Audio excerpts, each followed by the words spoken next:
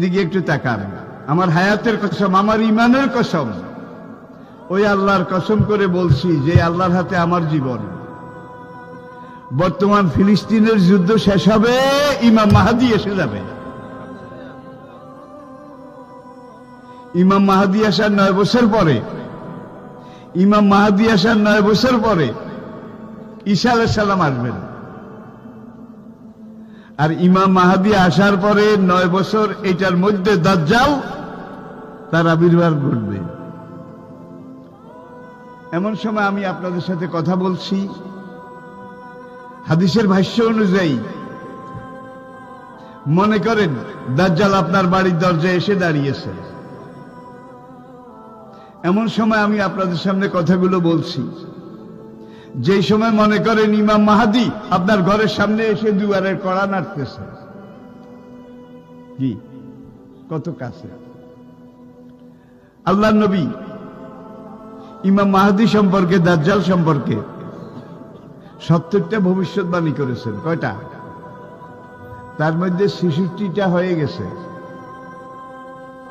বাকি আছে কয়টা? এই 4টার মধ্যে কিন্তু ইয়াজুজ মাজুজ বাইর হবে, সব খাইয়া ফেলাইব।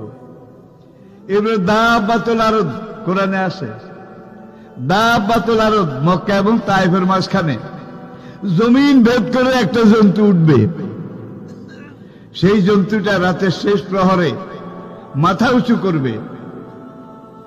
মাথা এত উঁচু করবে, কাবা থেকে দেখা যাবে, ইয়ামেন থেকে দেখা যাবে, বাইতুল মাকদাস থেকে তার কল্লা দেখা যাবে।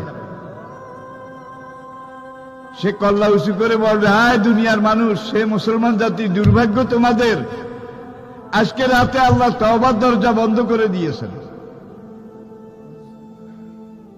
তওবার দরজা যদি বন্ধ করে দেয় আল্লাহ, তাহলে আপনি নিজেরা 100 বার জবাই করলে বোধহয় মাপ পাবেন। আর কোনো কিছু আছে রইছে?